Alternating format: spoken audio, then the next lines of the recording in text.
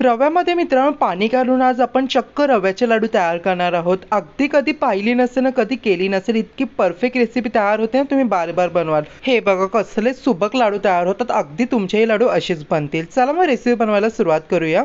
सर्वप्रथम आपल्याला 2 कप इतकं बारीक किंवा मोठा कोणताही रवा घ्यायचा आहे। त्यामध्ये 1 कप पाणी टाकून छानपैकी मिक्स करायचं आहे।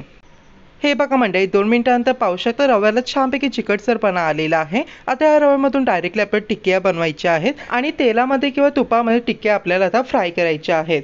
हे बघा मित्रांनो, 3 मिनिटांनंतर टिक्क्या आपल्याला छानपैकी टर्न करायची, म्हणजे दोन्ही साईडनी टिक्की व्यवस्थितपणे कुक होईल। तसेच मंडळी या टिक्क्या आपल्याला मीडियम फ्लेमवरती फ्राय करायची, हाय फ्लेमवरती फ्राय करू नका, नाहीतर टिक्क्या लगेच गोल्डन ब्राऊन होतील आणि आतमधून रवा कच्चाच राहील। हे बघा, टिक्क्या व्यवस्थित गोल्डन ब्राऊन झाले की प्लेटमध्ये काढायच्या आहेत।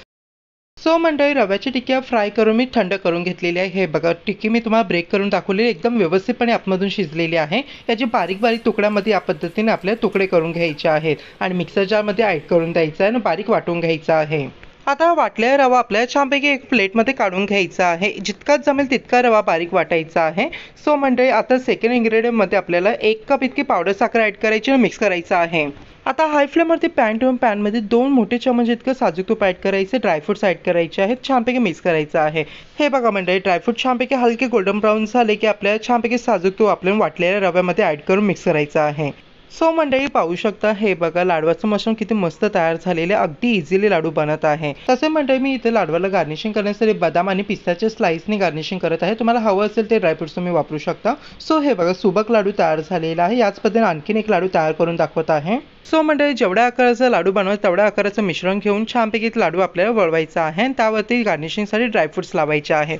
लाडू मित्रांनो मी इथे मोठ्या साईजचे तयार करत आहे। तुम्हाला हवं असेल तुम्ही एकदम मस्त असं सुबक छोटे छोटे लाडू देखील तयार करू शकता।